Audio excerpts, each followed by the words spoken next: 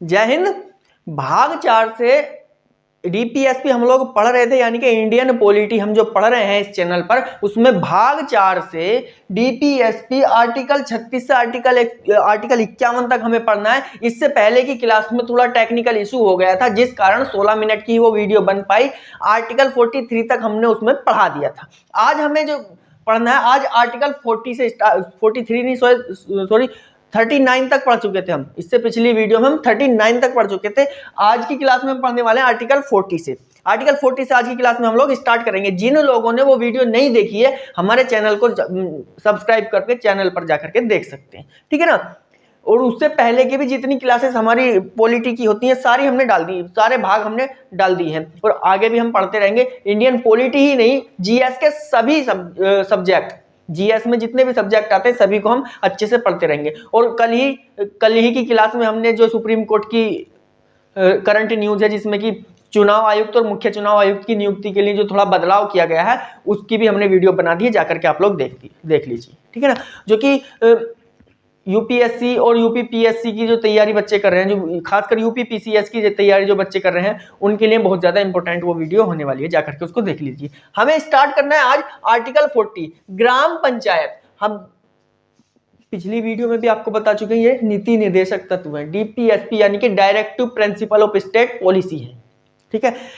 केटी शाह ने भी कहा था कि directive principle of state policy वो चेक है जिस पर बैंक अपनी मर्जी से पैसा देता है, ठीक है। ये राज्य के नीति निर्देशक तत्व है, ये सरकार के ऊपर है कि ये सभी सुविधाएं आपको दे या ना दे। इसको लेकर के आप सुप्रीम कोर्ट नहीं जा सकते, हाई कोर्ट नहीं जा सकते, डिस्ट्रिक्ट कोर्ट नहीं जा सकते, कहीं नहीं जा सकते हो।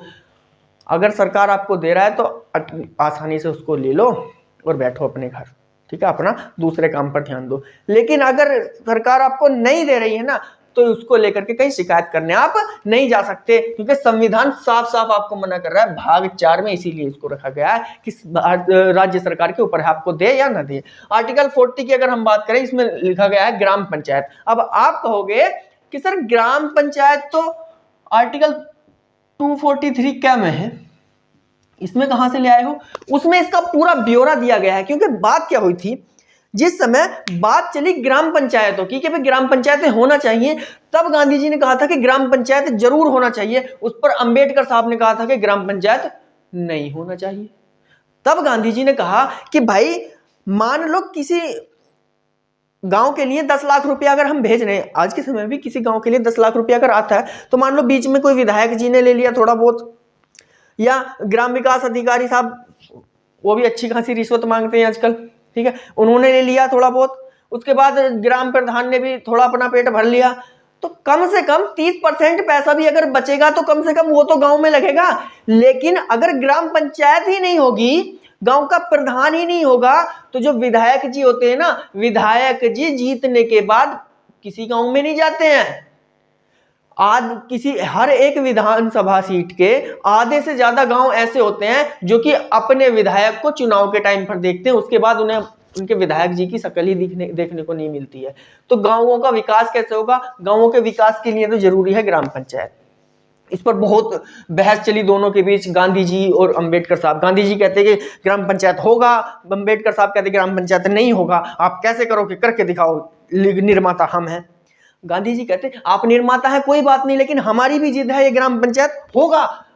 बहुत ज्यादा परेशानी हो गई साहब, क्या करें, दोनों ही बड़े योद्धा, दोनों का ही सम्मान करना पड़ेगा, दोनों की ही बात माननी पड़ेगी।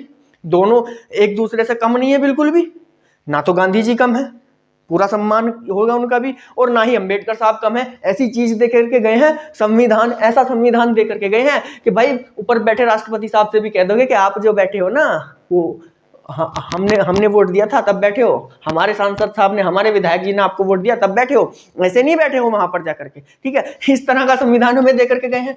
अब इतने में काम आते हैं बिहारी बाबू, राजेंद्र प्रसाद साहब, फर्स्ट प्रेसिडेंट ऑफ इंडिया, सबसे पहले राष्ट्रपति डॉक्टर राजेंद्र प्रसाद। डॉक्टर राजेंद्र प्रसाद साहब कहते हैं भाई एक काम कर लेते हैं, अंबेडकर साहब आपको भी संतुष्टि हो जाएगी और गांधी जी आपको भी संतुष्टि हो जाएगी। एक काम करते हैं, इसको उठा करके रखते हैं डीपीएसपी में पहले, बाकी चीज तो यहां रहने दो, पूरा ब्यौरा यहाँ रहने दो, किस तरह से चुनाव होगा, क्या क्या इनकी योग्यताएं होंगी, कितना कितना इनका कार्यकाल होगा, सब तो यहाँ रहने दो, कोई दिक्कत नहीं 243 में। लेकिन होगा या नहीं होगा, यानी कि किसी राज्य में होगा या नहीं होगा, इसको ले जाकर के रखो डीपीएसपी में, यानी कि राज्यों के नीति निर्देशक तत्वों में। जिस राज्य सरकार का इतना बजट होगा कि वो अपने राज्य में चुनाव करा सके तो वो करा लेगी, जिस राज्य का बजट नहीं होगा भाई वो नहीं कराएगी। ठीक है, सभी को मालूम है कि भारत में सबसे पहले ग्राम पंचायत लाने वाला राज्य कौन था? राजस्थान था। ठीक है, राजस्थान था। 1959 में उसने लेकर के आया था इसको, और 2 अक्टूबर गांधी जयंती को ही उसने अपने राज्य में लागू किया था। ठीक है, बात सभी को समझ आई कि भाई ठीक है, हाँ बात तो आपकी ठीक है, जिस राज्य सरकार के पास में इतना होगा कर सकता है। अभी भी देखो, अगर कोई राज्य सरकार चाहे तो अपने राज्य से ग्राम पंचायत को खत्म कर सकता है। दिल्ली में अब तक ग्राम पंचायत नहीं है, दिल्ली में ग्राम प्रधान के चुनाव, दिल्ली में गांव ही कहाँ है? गांव ही नहीं है भाई दिल्ली में, वो तो सब मिला हुआ है। ठीक है, कोई ऐसा मैदान भी नहीं इतना बीच में, कोई इतना ऐसी खेती बाड़ी भी नहीं है। ठीक है, जो ठीक ठाक हो। इस पर आर्टिकल 40 में रखा गया कि ग्राम पंचायत, और केवल इतना कहा गया इसमें 40 में कि राज्य सरकार चाहे तो अपने राज्य में ग्राम पंचायत के चुनाव करा सकती है। बस किस किस तरह से कराएगी, कैसे होंगे, कितना रिजर्वेशन होगा, कितना कार्यकाल होगा, कौन इसको कराएगा, वो सब दिया गया आर्टिकल 243 यानी कि 243 के कै में। ठीक है ना। उसके बाद बात करते हैं हम लोग आर्टिकल 41 की। कुछ दशाओं में सरकारी सहायता, कुछ दशाओं में सरकारी सहायता यानी कि राज्य सरकार आपको कुछ दशाओं में सहायता दे सकती है, नहीं भी दे कोई दिक्कत नहीं है। ठीक है, दिक्कत तो बनती है लेकिन नहीं भी दे तो उसको लेकर के आप सुप्रीम कोर्ट वगैरह नहीं जा सकते। अब वो कौन कौन सी दशाएं जिनमें सरकार आपको सहायता दे सकती है, जैसे कि बुढ़ापा, बुढ़ापे में सरकार आपको पेंशन देती है ना कि 500 रुपये या 1000 रुपया मंथली पेंशन देती है सरकार, राज्य सरकार दे सकती है। अगर नहीं भी दे तब क्या कर लोगे साहब? कुछ नहीं कर सकते। ठीक है ना, लेकिन उनको क्या है, हमारे भाई सीनियर सिटीजन है, मिलना चाहिए, क्योंकि भाई वो बुढ़ापे में आकर काम करने लायक इतना कहाँ रहते हैं। लेकिन फिर भी किसान मेहनत करता है, जो 50 साल से ऊपर के किसान हैं वो भी मेहनत कर रहे हैं आज के टाइम में। ठीक है, बस क्या है थोड़ा कम कर देते हैं। और गाँव में तो आपको मालूम है बुढ़ापे के ठाट हुक्का और खाट, इससे ज़्यादा और कुछ नहीं। अपनी चौपाल पर बैठे रहते हैं, अपनी तजुर्बे शेयर करते रहते हैं बच्चों को कि भाई हम इस तरह से करते थे। कभी कभी तो बहुत ज़्यादा फेंक मारते हैं भाई, बोलते हैं जब तेरी उम्र का था तो उड़ा फिरता था, बोलते हैं कि जब तेरी उम्र का था तो हम उड़े फिरते थे, पता नहीं उनको पंख लगे हुए थे क्या। कई बार हमारे दादा भी बोलते हैं जब मैं तेरी उम्र का था तो मैं उड़ा फिरता था, मैं आग में पैर रख देता था। भाई जले तो नहीं आग में पैर रख देते थे, जले हो गए जरूर। ठीक है, या उड़े फिरते थे, पता नहीं उनको पंख लगे हुए थे क्या, ऐसा बोलते हैं। यानी कि उनका कहने का मतलब होता है कि जब तुम्हारी उम्र में थे बहुत ज्यादा काम हम करते थे, तुमसे कुछ नहीं होता है। और देखा जाए तो उस समय से आज के समय तक खाद्य पदार्थ इतने ज्यादा कमजोर हो चुके हैं क्योंकि सारी खेतियां दवाइयों से हो रही हैं, तो वो ज्यादा इतने स्ट्रॉन्ग बचे नहीं है, इतने ज्यादा स्ट्रॉन्ग वो नहीं बचे, क्योंकि जो पशु हैं, पशु भी इसी तरह का चारा खा रहे हैं जो कि दवाइयों से उगाया हुआ है, तो उनके दूध में भी इतना ज्यादा कैल्शियम नहीं होगा, दूध में भी इतना ज्यादा स्ट्रॉन्ग नहीं होगा। ठीक है, ये तो सच्चाई है, ये तो रियलिटी है कि अब से 40 साल पहले जितने भी लोग जवान थे, 40 साल पहले जो जवान थे, उन लोगों में शक्ति ज़्यादा होती थी, वो ज़्यादा पावरफुल होते थे। ठीक है, बहुत ज़्यादा ताकतवर होते थे, तभी पहले ज़्यादा पहलवान बनते थे। हर गांव में कुश्तियाँ हुआ करती थी। ठीक है, वो अलग बात है। बुढ़ापे की हम बात कर रहे थे, बुढ़ापे में राज्य सरकार चाहे तो पेंशन दे सकती है, अगर नहीं भी दे तो कुछ हम लोग नहीं कर सकते। बात आ जाती है विकलांग, कुछ विकलांग लोगों को भी क्या सरकार दे सकती है। कैसे भाई? किसी आदमी का अगर एक पैर नहीं है तो उसे काम करने में थोड़ी तो दिक्कत होगी, लेकिन वो करेगा, खुददार होता है तो करता है। अब तो सोशल मीडिया का जमाना है, कई बार हम लोगों ने देखा है कि एक इंसान का बहुत ज़्यादा वीडियो वायरल हुआ था, सलाम है उस इंसान को, कि वो बैसाखी से चल रहे हैं, एक पैर है उनका और एक हाथ से वो अपना रिक्शा खींच रहे हैं, लेकिन किसी का आगे हाथ तो नहीं फैलाया। अब ऐसे लोगों को सरकार को जरूर देखना चाहिए, ऐसे लोगों के लिए पेंशन जरूर बांधनी चाहिए कि भाई आप काम तो कर रहे हो, करो, लेकिन आपका उससे तो निर्वाह नहीं होता होगा ना, गुजारा नहीं होता होगा ना, उससे तो जैसे तैसे करके गुजारा कर ही लेते हैं, कोई दिक्कत नहीं, भूखा रह करके इंसान गुजारा कर लेता है। लेकिन अगर पेट भर के रोटी खाए तो उससे तो नहीं हो सकता ना, तो उसके लिए सरकार भी क्या करना चाहिए सरकार को, और करती है सरकारें। सरकारें करती हैं बहुत ज्यादा। कभी कभी क्या होता है, सिस्टम की खराबी की वजह से इन लोगों को नहीं मिल पाता, लेकिन सरकारें कभी कभी ऐसा करती हैं और देती हैं अपनी तरफ से सहायता। विकलांग लोगों को पेंशन यूपी में तो आती है भाई, यूपी में हमारे भी कुछ दोस्त हैं जो विकलांग हैं, मेरे साथ पढ़े हुए 3-4 दोस्त हैं विकलांग हैं, ठीक है, लेकिन उन लोगों को पेंशन आती है। बात आ जाती है शिक्षा की, राज्य सरकार शिक्षा दे सकती है, अगर नहीं भी दे तो हम कुछ नहीं कर सकते साहब, लेकिन अब तो देगी, क्योंकि 86वां संविधान संशोधन 2002 में शिक्षा को डाल दिया गया फंडामेंटल राइट्स में, अब इसको एक मौलिक अधिकार बना दिया गया है। अब बात कर लेते हैं हम आर्टिकल 42 की, न्याय संगत मनोचित दशा और प्रसूति सहायता। इसको समझना बहुत ज्यादा जरूरी है, ये प्रसूति सहायता है, ठीक है। न्याय संगत मनोचित दशा क्या होता है? मान लो कोई ये बंदा, ड्राइंग हमारी ठीक ठाक है भाई, बहुत अच्छा इंसान बनाती है, बना दिया, ठीक है।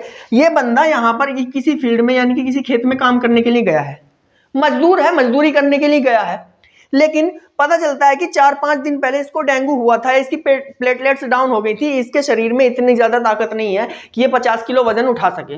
लेकिन आप उससे कहो कि 50 किलो वजन ही उठाना पड़ेगा बेटा तुम्हें, तो इस पर राज्य सरकार कानून बना सकती है कि भाई किसी को जबरदस्ती ऐसा प्रताड़ित नहीं किया जाएगा, उसकी मनोचित दशा देखनी है, यानी कि न्याय संगत मनोचित दशा, उसकी दशा देखनी है, कितने वजन उठाने की उसकी दशा है उतना वजन उसको देना है, या कितना काम ये कर सकता है उस हिसाब से उसको काम देना है। ऐसा नहीं कि जबरदस्ती किसी से काम करवाए जाओ, ये नहीं होगा, ठीक है। ये होता है मनोचित दशा। या मान लो ये बंदा यहाँ काम करने के लिए गया, ठीक ठाक गया था, हष्ट-पुष्ट ठीक ठाक काम करने के लिए गया था, लेकिन वहां जाकर के क्या हुआ, इसको फीवर हो गया, यानी कि बुखार आ गया इसको। अब उसमें बॉडी काम नहीं करेगी, बुखार में तो भाई अगर वो काम करेगा तो और ज्यादा परेशान होगा, वो कहेगा बीच में ही आधा दिन काम करने के बाद कि भाई मेरी बॉडी अब नहीं कह रही है, मैं थोड़ा बीमार हो चुका हूँ, ठीक है, और मैं अब काम नहीं करूंगा, मैंने जितना काम कर दिया उसी का मेरे को पेमेंट आप कर दीजिए। अब उससे कहो कि नहीं करना पड़ेगा भाई, जितना दिया है काम पूरा करना पड़ेगा, शाम तक काम करना पड़ेगा, भाई नहीं, कह दिया है 42 के तहत राज्य सरकार कानून बना देगी आपको कि किसी को इस तरह से प्रताड़ित नहीं कर सकते।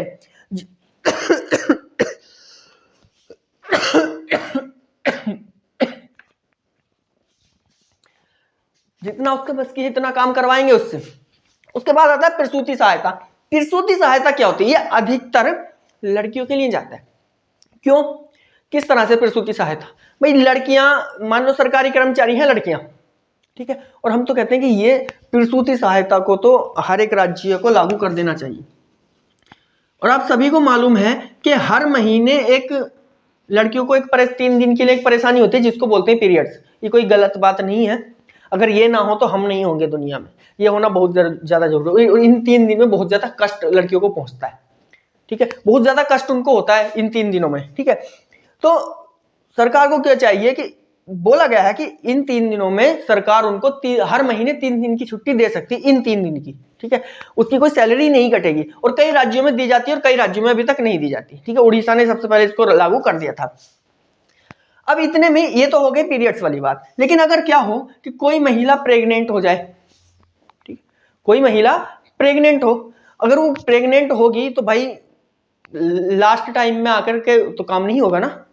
तो उसमें क्या कहा गया है कि आपको, सबको पता लग जाता है कि कब डिलीवरी होने वाली है, तो डिलीवरी से 3 महीने पहले छुट्टी दे दी जाएगी, डिलीवरी से 3 महीने पहले लीज दे दी जाएगी। उसके बाद जब डिलीवरी हो जाएगी तो डिलीवरी के कुछ समय तक काम तो होगा नहीं ना, डिलीवरी के 3 महीने बाद तक छुट्टी रहेगी उसकी, यानी कि 6 माह की उसकी कुल छुट्टी रहेगी। कितने माह की? 6 माह की छुट्टी रहेगी, उसकी कोई सैलरी उसकी नहीं कटेगी उसमें। अब बात आ जाती है इसके हस्बैंड की। अब भाई आप खुद सोचो, सपोज करो जो लड़की सरकारी कर्मचारी है तो किसी बेरोजगार से तो शादी नहीं करेगी, ये तो कंफर्म है। हाँ, सरकारी कर्मचारी लड़का किसी बेरोजगार लड़की से शादी कर सकता है, लेकिन जो लड़की सरकारी कर्मचारी है वो कभी भी किसी बेरोजगार से शादी करेगी ही नहीं। हम बार बार कहते हैं ना आपको कि अब लैला नहीं थामती किसी बेरोजगार का हाथ, मजनू को अगर इश्क है तो कमाना सीख ले, बताते हैं पहले ही, ठीक है ना। तो जो इस की जड़ है, जो इस सब फसाद की जड़ है, जो इस कर्मकांड के सब पीछे है, यानी कि इसका हस्बैंड, जो बच्चा हुआ है उसका बाप, तो उसको भी तो छुट्टी मिलनी चाहिए। तो उसको डिलीवरी से 15 दिन पहले छुट्टी मिलती है और डिलीवरी के 15 दिन बाद तक छुट्टी रहती है। उसके बाद भी 15 दिन और जोड़ देता है कभी कभी। क्यों भाई? 15 दिन पहले जाएगा, डिलीवरी से 15 दिन पहले अगर वो जाएगा, तब तो अपनी वाइफ को ही संभालना है उसको, ठीक है, 15 दिन तक। उसके बाद जब डिलीवरी हो जाएगी तो हॉस्पिटल से लाना ले जाना, या बच्चे के लिए, घर में नया नया बच्चा आया है, दोनों सरकारी कर्मचारी हैं, बहुत ज़्यादा खुशी होंगी भाई, उसके लिए बहुत सारे सामान खिलौने खरीदने, काफ़ी टाइम, 15 दिन तो उसी में निकल जाएंगे। अब उसके बाद अगले 15 दिन आते हैं, दोस्त बोलते हैं भाई अब तो बाप बन गए पार्टी की तरह, ठीक है, ये भी जरूरी है साहब। उसके बाद फिर रिश्तेदारों के फोन आने शुरू हो जाते हैं कि भाई घर में खुशी आई है, हमारे यहाँ पर तो लड्डू ही नहीं आए हैं, लड्डू पहुंचा करके जाओ। रिश्तेदारों को देखेगा, फिर उसके खुद के ससुराल वाले आएंगे बधाई देने के लिए। तो कई बार होता है छठियार होता है, कोई बोलता है हकी का, कोई डस्टोन बोलता है, कुछ बोलता है, सब काम करने होते हैं। इन 15 दिन में उसको ये काम करने पड़ेंगे, बहुत ज्यादा छुट्टी भाई, कम से कम 1.5 महीना छुट्टी इसको भी चाहिए, ठीक है। तो ये प्रसूति सहायता हो जाना चाहिए, क्योंकि जो बंदा देश के लिए इतना काम कर रहा है, पुलिस वाले भी सभी भ्रष्ट नहीं होते, हम सभी को भ्रष्ट नहीं कह रहे हैं, ठीक है। हाँ, वो जब ड्यूटी पर होता है तो वो रिश्वत तो ले लेता है, लेकिन कुछ लेते हैं कुछ नहीं लेते हैं, भ्रष्ट सभी नहीं होते, सभी को नहीं कह रहे, लेकिन वो काम तो देश के लिए कर रहा है। पुलिस वाले भी रात को जागते हैं, आप चैन से सोते रहते हो, वो रात को कई यहाँ पर बीट करते हैं, गश्त घुमाते रहते हैं आपके यहाँ पर, ताकि कोई चोर आपके घर में ना घुस सके, ठीक है। एक जगह भी चोरी हो जाती है तो पुलिस और ज्यादा गश्त बढ़ा देती है, बीट बढ़ा देती है, बहुत ज्यादा बीट करती है आपके यहाँ पर आकर के, ठीक है।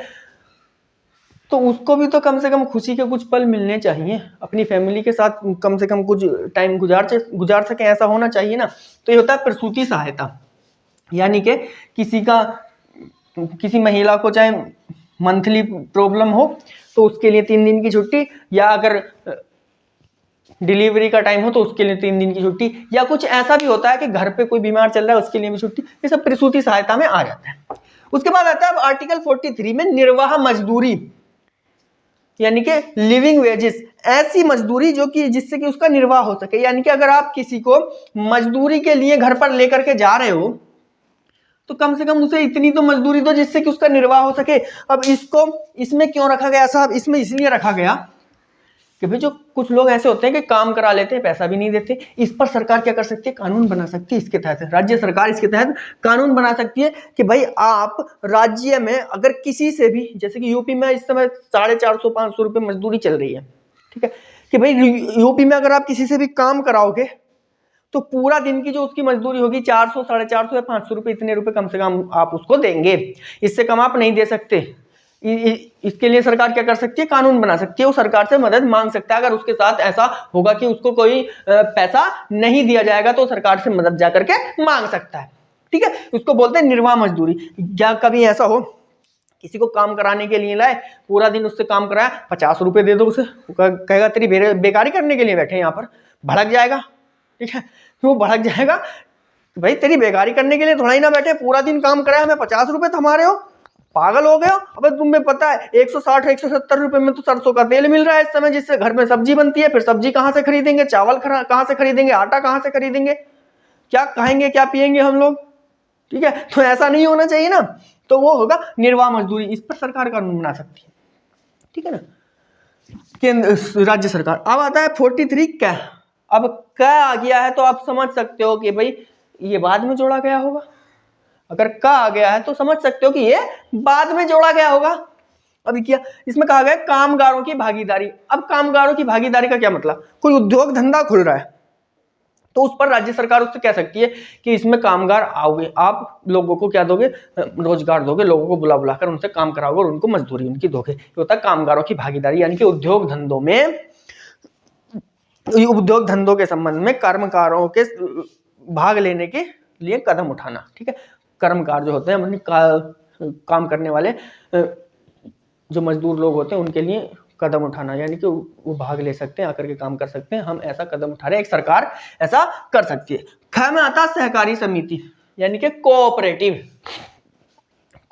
यानी कि सहकारी समिति वो समिति होती है जिसमें सरकार भी यानी कि राज्य सरकार भी और प्राइवेट सेक्टर दोनों मिलकर के अगर काम करते हैं उसको कहते हैं कोऑपरेटिव। को का मतलब होता है सह, यानी कि साथ साथ, ऑपरेट यानी कि काम करने वाला, साथ साथ काम करने वाला, उसको कहते हैं कोऑपरेटिव। यानी कि जैसे कि सहकारी समितियां होती हैं, उन सहकारी समितियों में किसानों को खाद दिया जाता है, बीज दिया जाता है और बहुत सारी चीजें दी जाती हैं, कृषि से रिलेटेड दवाइयां भी दी जाती हैं। उसमें क्या होता है, प्राइवेट सेक्टर भी मिले हुए होते हैं और साथ ही साथ मिले हुआ होता है राज्य सरकार। अब ये दोनों मिलकर के किसानों को कहते हैं कि आप अपनी जोत बही लाइए। जोत बही होती है जिस पर तहसील उसको प्रोवाइड करता है, लिख करके देता है कि एक किसान को कि ये किसान इतनी जमीन, इतना बीघा जमीन जोत रहा है, इस समय इसके नाम पर इतना बीघा जमीन है, उसको बोलते हैं जोत बही। वो जोत बही लेकर के जाता है कि साहब हम इतनी जमीन जोत रहे हैं, इसके लिए हमें खाद और बीज चाहिए। अब सहकारी समिति उसको खाद और बीज देगी, देने के बाद उसको बोलेगी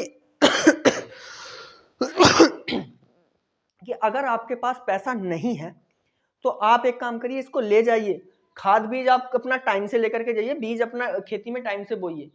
क्योंकि भाई किसान की जिंदगी आसान नहीं होती।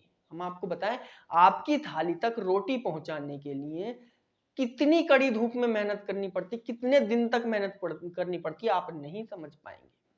ठीक है, रोटी को खाना आसान है, इसको उगाना बहुत ज्यादा मुश्किल है। ठीक है ना। जून की गर्मी में भी जहां लोग एसी में भी रहना पसंद करते हैं, वहां किसान इस देश के पेट के लिए जून की गर्मी में 12, 1, 2 बजे भी, जिसके ऊपर कोई छांव नहीं होती, किसी पेड़ की छांव नहीं होती, अपने खेत में रह करके काम करता है। जब ज्यादा उसको गर्मी लगती है तो हाथ साथ में जो रुमाल रखता है, गमछा जिसको बोलते हैं, उसी को सिर से लपेट लेता है और काम करना शुरू हो जाता है। उसे पता है कि अगर काम नहीं करेगा देश भूखा मर जाएगा। अगर किसान आज हाथ छोड़ दे, हथियार डाल दे अपना, इस देश को रोटी नहीं मिलने वाली।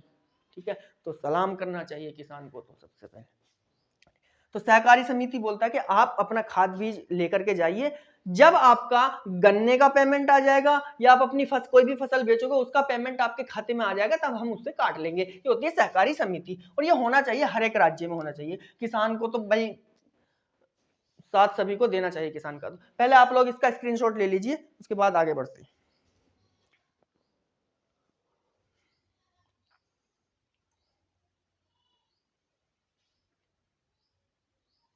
चलिए, हो गया।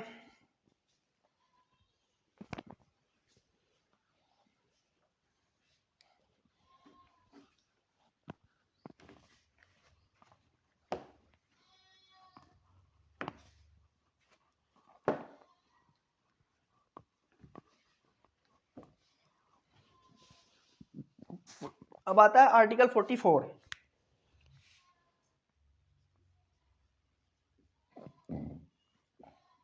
आर्टिकल 44 में आता है सिविल संहिता।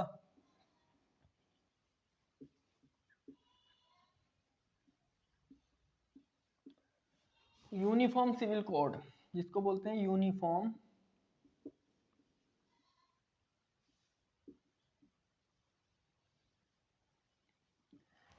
Civil code.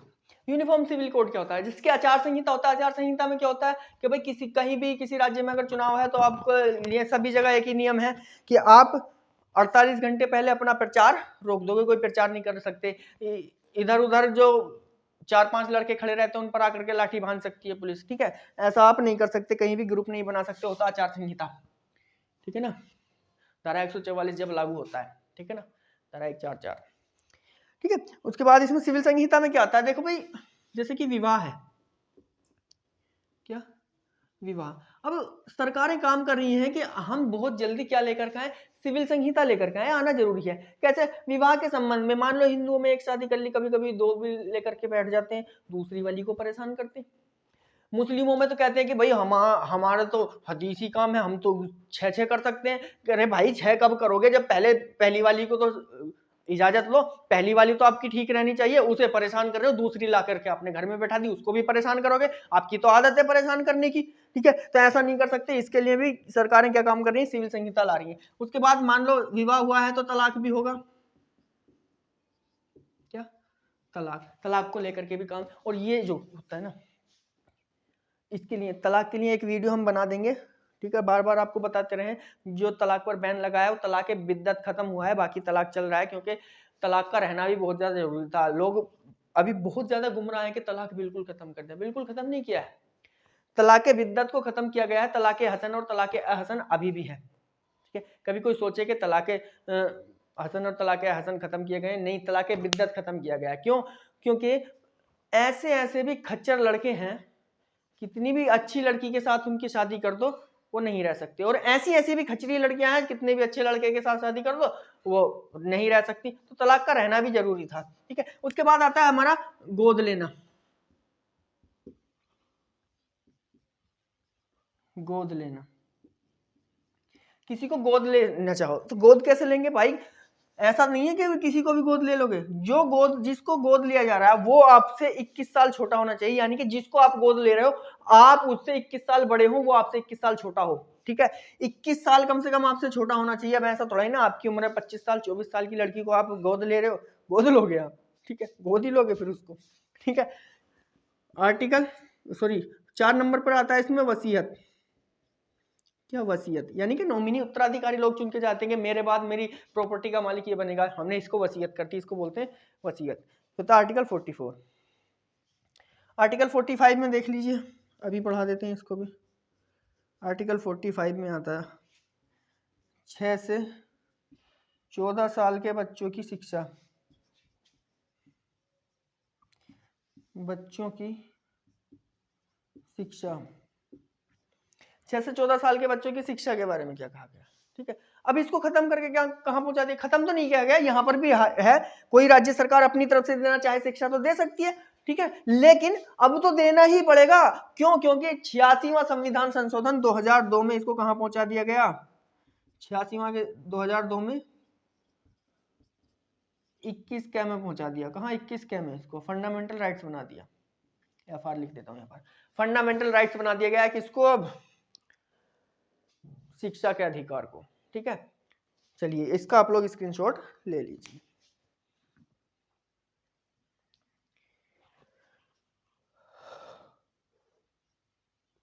चलिए हो गया।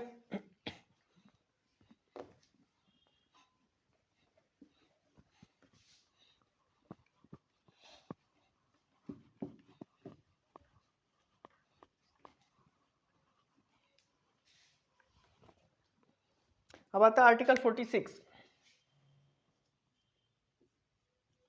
आर्टिकल 46 में कहा गया है SC/ST को विशेष प्रावधान की चर्चा। SC/ST को विशेष